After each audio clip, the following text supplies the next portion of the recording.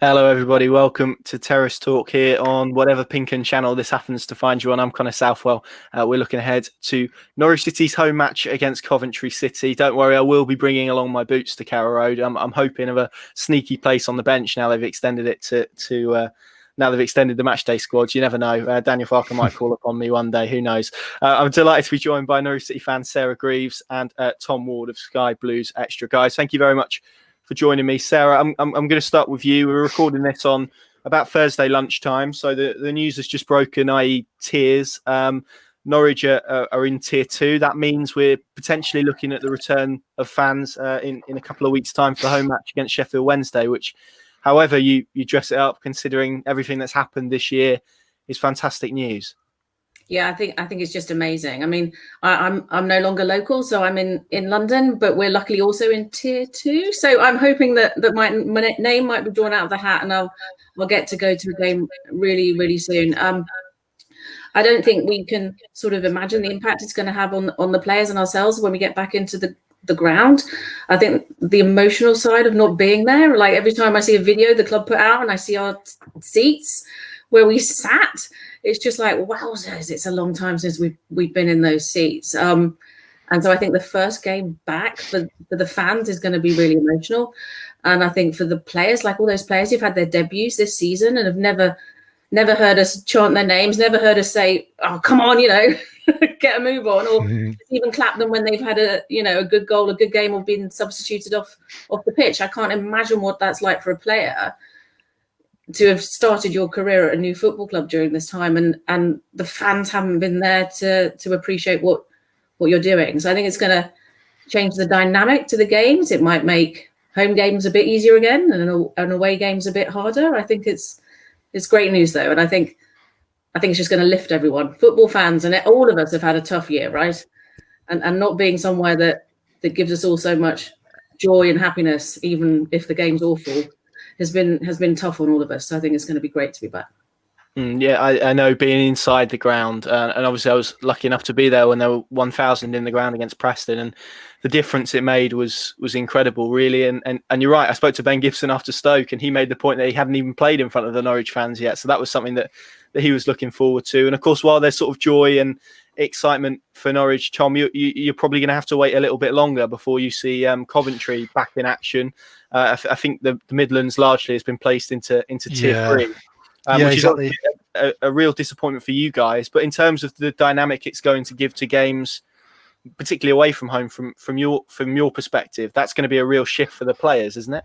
Yeah, exactly. It's a bit of a tough one for us. Obviously, we have the added problem that we have to look at Birmingham and Coventry's tiers, because both have to be obviously not in tier 3 because people have to travel, which is obviously frustrating. So yeah, it's a bit. I would live in London as well, so obviously we're tier 2, but yeah, it's difficult. We were talking on our sort of live last night after the game of, it is a bit of a strange one because obviously it might give some teams a bit of an advantage. Like I think Wycombe might even be a tier 1. So possibly, I'm not sure. Yeah, so they possibly could have 4,000 fans in, which is probably what they get anyway, or not far off. So plus the added income streams. But I think, it's one of those where even if we're a tier 3, I think we're very happy to see fans back, and it's just starting that process, isn't it, of getting fans back. So although initially there might be some games where we go away and it might feel like a disadvantage, I think for football and for society, everything, I think it's a really positive thing. Yeah, absolutely. And hopefully the news with the vaccines hopefully around the corner, of course, are waiting approval and all that good news is the start of fans coming back in bigger numbers. That ultimately is the aim, and it's going to be really good to see that at Carrow Road in a couple of weeks. And just in terms of the away players, I mean, that might even shift the dynamic further to an extent where you can kind of create an us v them and use a different mentality to try and get a little bit more out of your squad, maybe. So it's going to be interesting to see, but we'll park that for this time next week. Hopefully with the games against Luton, of course Norwich will travel to Kenilworth Road. We might see fans there on that occasion, and then obviously the big one, which is the game at Carrow Road against Sheffield Wednesday, which looks like fans will be back. Of course the club will confirm details, I think, in in the coming days when they get all the clearance and relevant information and guidance from all the authorities. It sounds like it's a bit of a process, so I think that will come eventually. Sarah, let's talk about football then. Norwich City, we didn't do one of these prior to Stoke because of the tight schedules, but look at it, 2 really tough Championship away games against Middlesbrough and against Stoke, and Norwich have come out with maximum points. That's a really positive sign for their credentials this season. Yeah, I think we'd all say that they haven't really been firing on all cylinders yet. You sort of watch the games and think, we're not quite there. There's more to come from this team, and they could be playing as we know they can play. And so I think those 2 away games were really tough challenges. I mean, we have a little, WhatsApp group where everyone predicts the scores. My sister predicted 2 1-0 away wins. And we were like, oh, you've got to be joking. But, she was spot on with Middlesbrough. And, Stoke was obviously a really high-scoring game as their previous game for Stoke was. So I think considering we're top now, we've had those 2 away wins at 2 teams that are going to be right up at the top come the end of the season, and we're not yet playing like I think how we can play. And now we've got the injury crisis again as we had last season. I just think if we can get through this, I mean, and the fans get back, it could be another one of those great seasons back at Carrow Road and be a great season for this team. Yeah, I hope so. The excitement does seem to be building a bit more now. I know, obviously, it sort of goes in line with the results, but behind closed doors has been really tough for a lot of people, and it makes it better that results on the pitch are fairly positive at the moment. Just to sort of reflect on that Stoke game, it was kind of the story of the first 65 minutes and then the last 25. Norwich obviously hung on, but some of the football, if we look at sort of the opening 65 minutes, was brilliant. Yeah. It was just, that was, I think, the closest to how we know they can play and how we've seen them play in the past. It was just like classic Norwich, and the kids were screaming at the TV as the goals were going in, and my friends are texting me going, "Oh, you've got this sewn up now, and look at this, what a game!" And I'm sort of messaging back going, "Oh no, I know Norwich. This one isn't one just yet." And then obviously we had the last sort of 20 odd minutes in the second half, but that first half in particular, it was just like they are on it. They're switched on. Different players came into the team again, right? And it didn't seem to matter. You saw that team sheet as it came out, and you're thinking, how's this going to go? This could actually be a pretty tough evening for us. And I thought Josh Martin came in and was exceptional. Like the passes he put through, especially the assist for the goal, were just spot on. And it was just, a glorious 65 minutes, and then sort of hanging on in classic sort of Norwich style. But they dug out that result. And it wasn't a given they were going to do that. Stoke were going for them, especially after we were down to 10 men. And I think Hanley and Gibson at the back did an amazing job marshalling the defence and the team and encouraging McGovern. And, he came in and he made a couple of crucial saves towards the end there. And they dug out that result. And that's not what we've seen them do for a bit. That's a different side to their game. So, yeah, I did watch the last 10 minutes with my lucky Norwich hat over my eyes, so I couldn't watch it. And the kids were updating me on what was happening. But, yeah. It was a rough ride to the end. At least you were in the warm. I was sat in the stand at Stoke. My fingers were freezing. I was trying to bite my nails at the same time, obviously with the with the last 10 minutes. So that was an interesting dynamic. But they got there in the end. Tom, a 1-0 win against Cardiff. You're coming into the back of this one. Talk us through your season so far, because obviously you sit 3 points outside of the relegation zone above Wickham, got promoted from League One last season. How do you assess your start to the season? Yeah, it's been obviously we had a fantastic season last season, getting promoted as champions. Obviously, the season got cut short, but I think everyone kind of agreed that we probably would have gone on and won it. We were absolutely flying. The start of 2020. Coming into this season, I think we've had a pretty tough start. Some of the teams we've had to play, we've had to play Bournemouth, Bristol City, Blackburn, a lot of the teams that we'd expect to finish in the top half, if not the top 6. So it has been tough. We've only won 3 games so far this season. But I think what Coventry fans feel very positive about is that we've been playing really well. In the games that we've lost, ones like Forest, we lost in the 96th minute or something ridiculous, where we actually dominated the second half and probably should have won it, let alone get a point. So we've we've been able to take a lot of heart from our performances. You know, Watford away, we looked really strong, and we kind of threw that one away as well. So we're gathering a bit of momentum, and I think we just need to be a bit more streetwise, a bit tougher, and just grind out some results, which I think we can do. But I think what you'll notice on Saturday, we do play some nice football. We have a nice shape to us. Obviously that, a lot of our team have played together for a couple of years now. Obviously Mark Robbins has been at the club for 3 seasons, so we've got quite a lot of togetherness. And I think hopefully things will pick up. And obviously, last night's result was obviously a brilliant one for us, a really important one actually, because we're looking at this championship season in sort of 3-game blocks, and we got a point against Birmingham, which was a decent result, but then you have to back it up in the week. And we did that, and now we can, Norwich is going to be a really tough one for us, but Mark Robbins doesn't like saying it, but it feels like a bit of a free hit for us. We can go there and play with a bit of freedom, and it doesn't really matter what happens. The games running up to Christmas are the ones where we really have to put a run together, I think.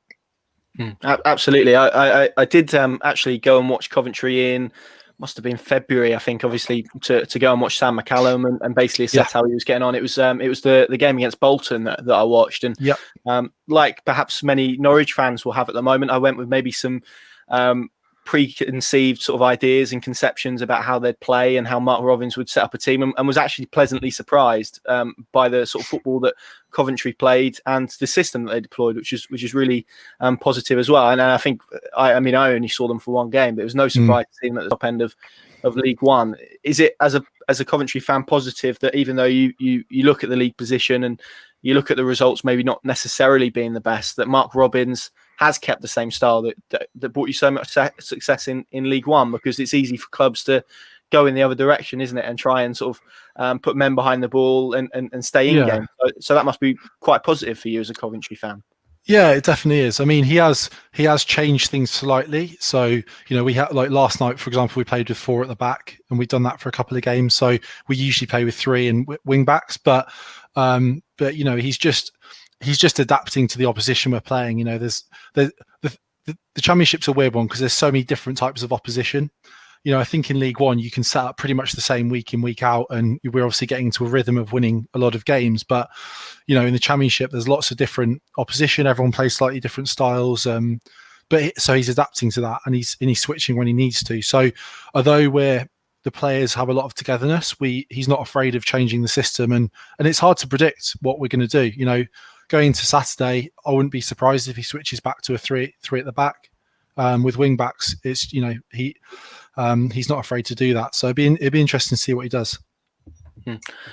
Interesting stuff, and we'll come more into Mark Robbins and his sort of journey at Coventry a bit more later on, because obviously he's got Norwich City connections. There's quite a few links, I think, between the two clubs. Sarah, let's come to you. It wouldn't be Norwich City, would it, if we weren't talking about an injury crisis? Of course, a few names to add to this, and we're recording this before Daniel Farke's press conference, so yet to know the full extent of the injuries. But obviously, we saw Tim Krul limp off against Stoke, holding his thigh. That was heavily strapped as he left the stadium. Timu Pukki, of course, went off with a slight hamstring concern. Marco Stiepermann went off with concussion. That's before you add sort of the other list of injuries: Adam Eder, Kenny McLean, Todd Cantwell. We could go on, but I think everyone who's of a Norwich City persuasion is aware of that list at the moment. As bad as those injuries are, and as bad as that injury crisis is it positive that Norwich City have the likes of, and you mentioned Hanley and Gibson earlier on, you can also throw Skip and Rupp, I guess, into that. The spine of their team, certainly defensively and in midfield at the moment, touching wood, seems to be fairly consistent. Yeah, I think you've sort of hit on a good point there. I mean, the back four has been fairly stable now over the last few games. I know, our makeshift left back, who doesn't really look like that anymore, is still there, but doing a great job. And I think the back four are pretty stable, and touch wood, like you said, we don't want any of them getting injured, but we do have options there for coming into that defensive unit. The heart of the midfield, I think Skip has really found his feet now in the Championship. Some of the timings of those tackles at Stoke were just impeccable when he's in the penalty area as well, and the way he tackled right towards the end was just class. found his championship feet and is doing an excellent job in that midfield area. I think Teti came in and looked like he hadn't missed a game. It looked like he'd just been playing all season. And I think, you know, getting Rupp back fit, and I think he's also had an exceptional season so far. I think that's looking good. What we're starting to miss perhaps is those additional players we can bring in on the wings or to sort of add creativity if we need to. There seems to be the players that are getting injured more.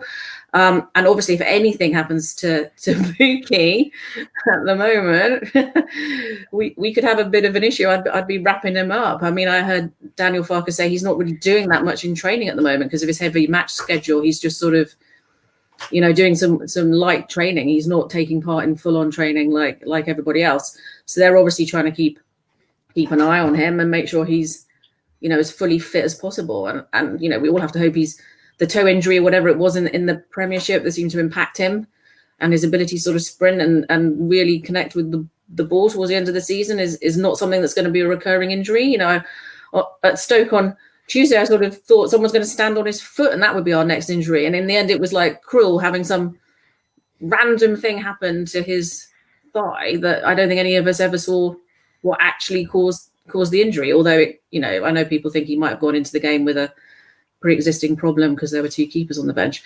You know, I trust that they're not doing anything on the training ground or in the, you know, the training schedule, which makes them more likely to pick up these niggles and these knocks. But it just seems to be a consistent theme now from like last season, where we saw so many of these like slightly random bit ad hoc injuries cropping up. And now we're sort of into that again at the same sort of point of the season. So I sort of trust the physios and the team and Coney, and there's nothing they need to tweak, but it is, you know, another run of bad luck. It's not ideal, but it gives an opportunity for those younger players in the under 23s who've been having a smashing good season so far to like get on the bench and come on and play with no fear and show everyone what they can do. So, you know, let's hope they stay fit, because I realise there's an injury crisis there as well. And we'll see what 11 we have to put out on Saturday. Absolutely. It wouldn't be Norwich City without an injury crisis at some point in the season, would it? I think this fixture against Coventry probably raises a pertinent point, because Norwich fans will see Xavi Quintilla out injured, they'll see Barley Mumba out injured, they'll see Sam Byram out injured, they'll see Jakob Sorensen playing in left back, and they'll look to Coventry and see Sam McCallum, of course, who is a left back by trade. I know he's been playing, and I'll get Tom's view on this in the moment, as a right wing back, but there'll be many people questioning that decision. And of course, with the benefit of hindsight, that makes sense. But what are your views on that position and the fact that Norwich City are left with Jakob Sorensen, who is a midfielder by trade, in playing in that position? Although he's done a fairly decent job, I think you're probably right in saying that there has been some fairly hairy moments for him as well. Yeah, I think it was a weakness in the squad, as we sort of, you know, we saw Jamal Lewis leave as we expected him to. And Xavi came in and did an exceptionally good job. And he's obviously now got some weird injury that no one can quite figure out what it is. And I think not having that backup or calling Sam back from Coventry was perhaps an error. We just don't have the strength and depth in that left-hand side. And I don't think there's anyone coming up from the academy or the under 23s who is probably ready to step into that spot. So I think they've had to reconfigure exactly how they play on that left-hand side. You know, you don't have your classic left wing back from Norwich bombing down the wing anymore. You have a different kind of way of playing on that left-hand side, which has altered the dynamics, I think, into the strike force and through to the midfield. But yeah, with hindsight, we should have shorn up that position. We should have called Sam back. Yeah, it's an interesting debate. Tom, how has Sam been getting on at Coventry? Because the flip side of sort of the points that Sarah has raised there is the fact that he is going to be exposed to a full season of Championship football with the club, something that he hasn't had previously. Of course, has sort of played at League One and lower. He's been playing as a right wing back, a slightly different role to the one he played last season. How's he been getting on? Yeah, obviously, you know, he had a terrific season last season. Played almost every game for us. He's one of our key players. This season, for Coventry fans, it was a bit of a strange one when he came back. We weren't quite sure why, and now it's become really clear why. Because Fankety Dabo, who normally plays at right wing back, who again was one of our best players last season. He was struggling with injuries at the start of the season. He had some surgery over the summer. And we also signed Da Costa, who also has been injured. So we needed someone who could obviously fill in and play on both sides. We also have Ryan Giles on loan from Wolves, who plays on the left. He's more of an attacking left wing back. So that meant that McCallum's been playing on the right. And I don't know if you've seen some of our highlights, but it's been quite funny that against Reading, for example, they didn't seem to know that he had a left foot. So I don't know if you saw his goal, but he cut in on his left and smashed it into the goal, and it completely caught them by surprise. He also delivered a cracking ball against Forest for our equaliser, again cutting in onto his left. So it's been quite funny that teams haven't actually realised he's got a very dangerous left foot. But no, he's been brilliant for us this season, and it's good now as well that we've got the option to, Dabo's coming back now, that we can switch McCallum back onto the left. And the fact that he can play as a left back as well is really good, because actually last night we pushed Ryan Giles further forward into the midfield and utilised him more as an attacking player. So I think a full season with McCallum playing for us, I think he'll be a really exciting player for you guys next season. And I wanted to speak about your recruitment generally, because you've obviously got Chris Badland as the head of recruitment. He has worked with Stuart Webber in the past. I think he's spoken before about how he took a lot from their time together. He was at Norwich before previously, and at Wolves as well. I think they worked together. But Coventry's recruitment has been similar to Norwich's in some regard, where it's kind of shopping in markets that maybe you wouldn't necessarily predict. Obviously the budgets are fairly low. I think the majority of the transfers Coventry did this summer were free transfers and loans. Talk to us a little bit about that recruitment and perhaps what those players have added to the squad, because you've maybe got a quality of player that you wouldn't necessarily be able, as Norwich fans know, you wouldn't necessarily have been able to have purchased if they were playing in England, for example. Yeah, exactly. Yeah, I think just, where we are as a club, we clearly can't afford to go out and spend millions on players. I think we're very much following that kind of Brentford model of, picking up players for under $1 million or frees perhaps in Europe, perhaps players who've fallen out from like the Chelsea and Arsenal academies, and then developing them and selling them on for 3 or 4 or 5 million. And obviously year on year, you can just increase your stock doing it that way. So that's sort of, again, what we've done this year. Bought in a few frees, a few loans. Our two sort of main signings that we spent money on was Gus Hamer, who is a terrific signing. I think we got him for 1.2 million from Zwolle in Holland. And he's just a real rough diamond, really. We've really, hit the jackpot finding him. He's been great for us this season. He really dictates a lot of the play, scored a couple of goals. We're pushing him a bit further forward now as well, with Liam Kelly back from injury. So he's been great for us. And the other one was Tyler Walker as well, a player that's actually been on the club's radar for a couple of years now. I think we weren't quite ready to sign him in the last couple of years, but we sort of struck in the summer and got him, I think, somewhere around 500 grand, a bit of a bargain really from Forest. And he's hitting a bit of form as well, scored again last night. So he's a great signing. But yeah, no, it's just a case of, finding these sort of rough diamonds, really developing them and then sort of moving them on. And hopefully over a few seasons, we can sort of build up our stock. But yeah, Chris Badland's been unbelievable for us. I mean, when we were in the sort of League Two season, when we hit our sort of lowest point, we didn't even have a recruitment department. We just weren't very good at finding players. And Mark Robbins came in and completely restructured the club. He employed a recruitment department, and our recruitment since has been absolutely outstanding, and no wonder we're back in the Championship. Yeah, that's. I'm sure Norwich fans will look at Coventry and see a lot of parallels. Before I ask Tom about Mark Robbins, Sarah, let's hear your views on him. Of course, former Norwich City striker, well liked in these parts, I think, by the majority of people, and really good to see him doing well in management. Yeah, I mean, it's really great to see him doing well. I remember those games back in the early 90s when he, what a star on the pitch. That away game at Arsenal as well, in particular, is an absolute highlight at the beginning of that season.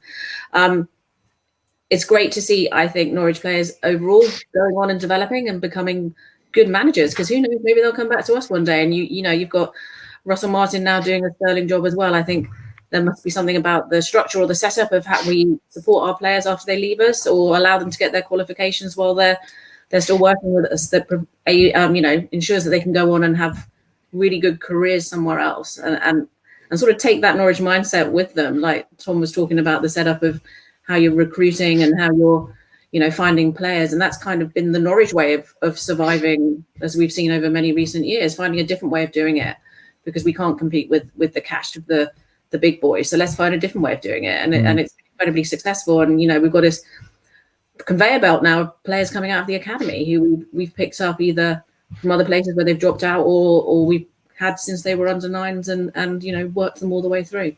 But it's great to see Mark. It's a shame we're not all there to welcome him home in a way. It would be good to see him.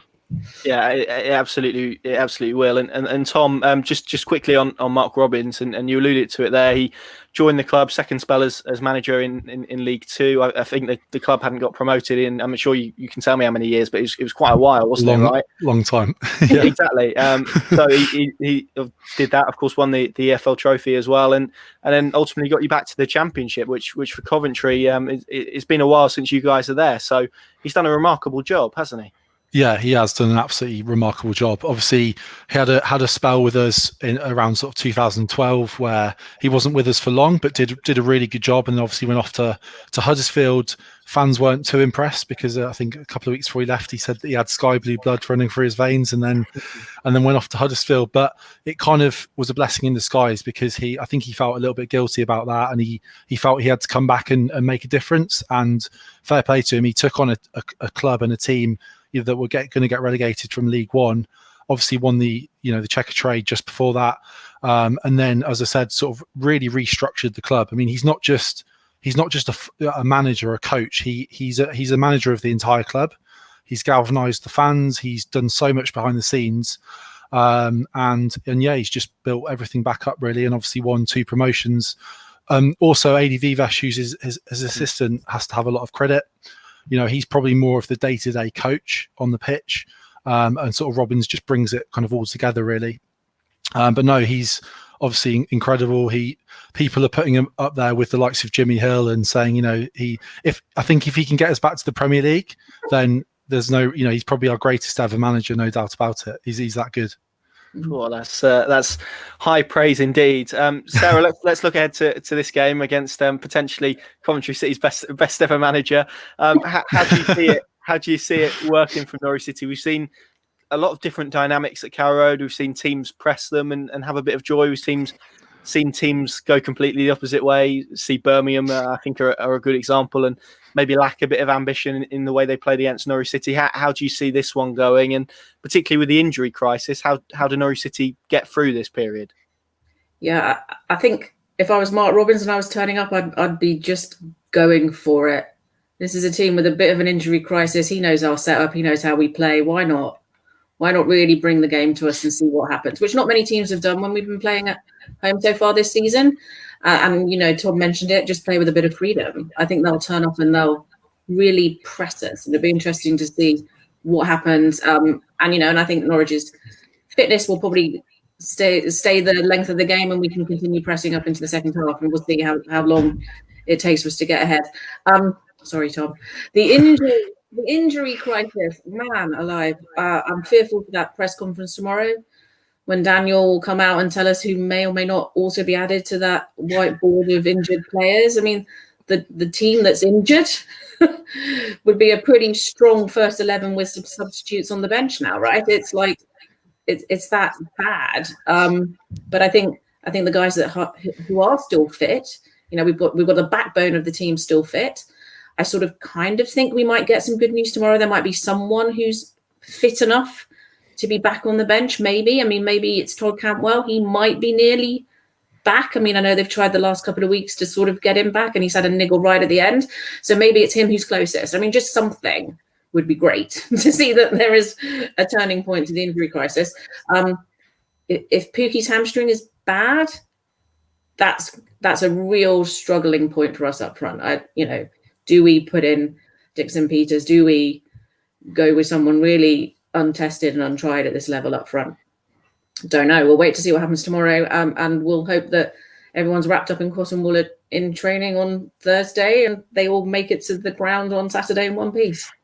Yeah, let's hope so. I'm just concerned about them stepping off the team bus at the moment. I think as are most Norwich fans. I think you're right. I think the major boost would be Timu Pukki being fit and also maybe Xavi Quintilla coming back. I think if you get those two, then you've got the back four essentially, haven't you? If Quintilla's back and can play and he can play at left back, that frees up Sorensen, and maybe it'd be nice to get a look at him in midfield. And then of course Pukki at the moment he's the only fit striker. And you're right. If he is injured, what do? Do they go for this 18-year-old Tom Dixon-Peters, Scotland youth international, has scored 5 goals in 4 games for the under-18s this season? I don't think he's trained a lot with the first team by all accounts. Or does Daniel Farke do something completely different, which is to get back Josip Drmic from the cold? And I'm not even sure he's in the country at the moment. So that's going to be an interesting one to see. But we'll wait and see what happens for Daniel Farke's press conference. Just very quickly, Sarah.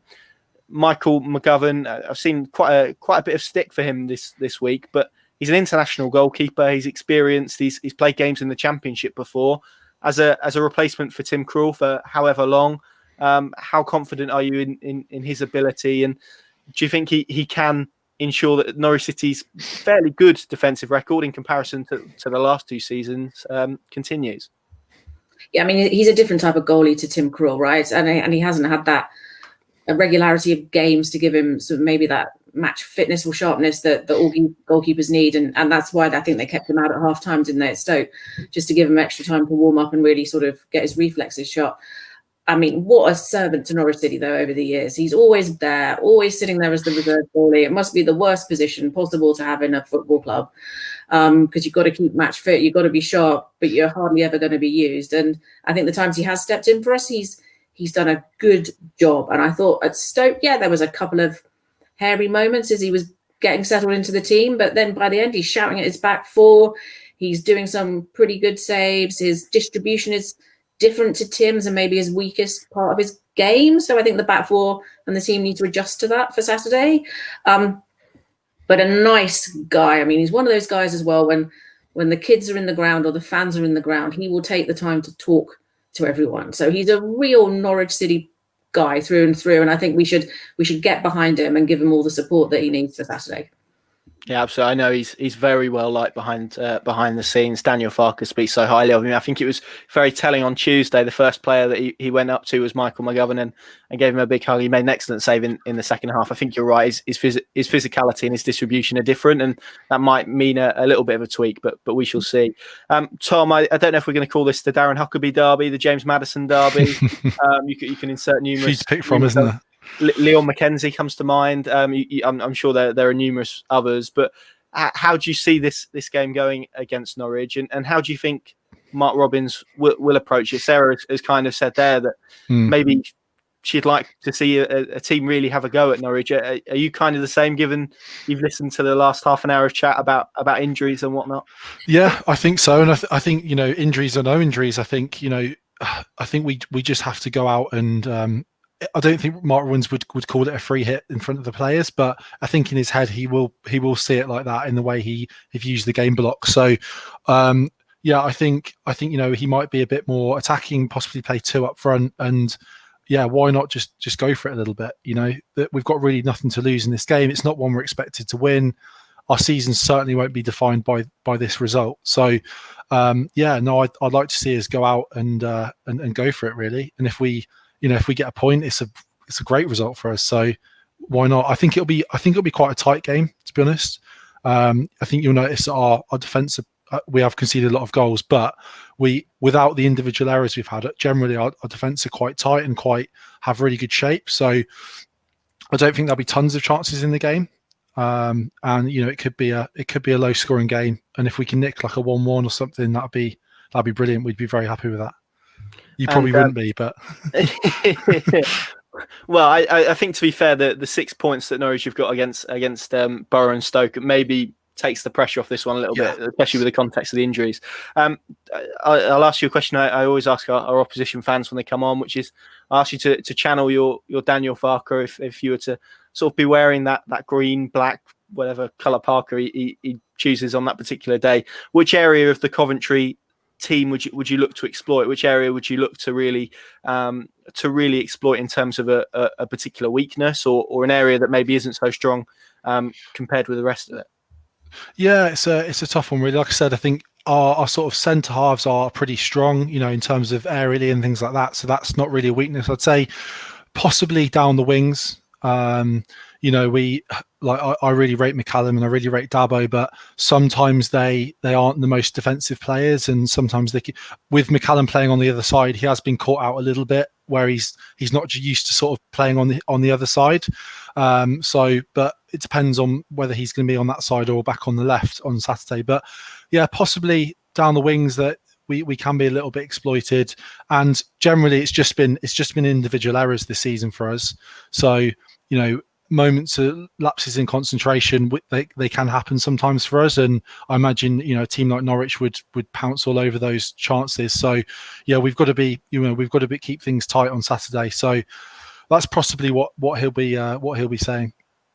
Interesting. Sarah, how do you see this game going? And then finally, of course, I've got to ask you for the dreaded score prediction. Now, I'll tell you, across the sort of, I don't know how many we've done of these now, 11 maybe this season, the score predictions from Norwich fans have been fairly pessimistic. So I'm hoping you're going to come through with an optimistic one.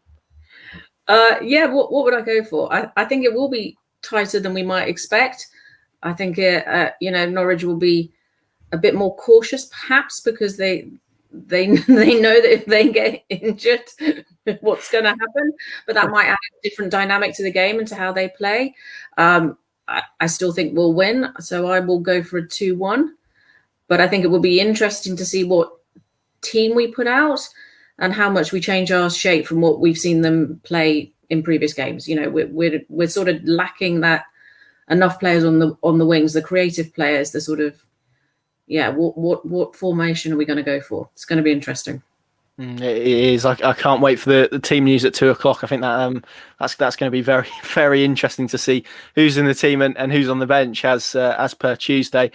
Tom, same question really. How do you see this game going? And let's have your score prediction as well. Yeah, I think it'll be quite tight as well. I've been following your results a little bit. You don't seem to sort of really kind of batter teams. I mean, hopefully I haven't tempted fate there and we get a battering on Saturday, but it seems like it's been narrow victories really and just doing enough to win the game. So I think it will be quite tight. I don't think there'll be a huge amount of goals, but I'm going to be positive and go for a 1-1. And as I said, we'd be pretty happy with that. Good stuff, guys. Thank you very much for joining me. It's going to be a very interesting game. Fingers crossed for no more injuries from a Norwich perspective. It'd be really good to see Mark Robbins back at Carrow Road. Of course, we'll be there. You can follow it all, pinkin.com, the place to go. We'll have a live blog, all the usual analysis and reaction as well. Guys, thank you very much for joining me. We'll see you again very, very soon as we look ahead to Luton. Of course, it may be the first game with fans back. Let's hope so. Make sure you stay safe, and we'll see you again very, very soon.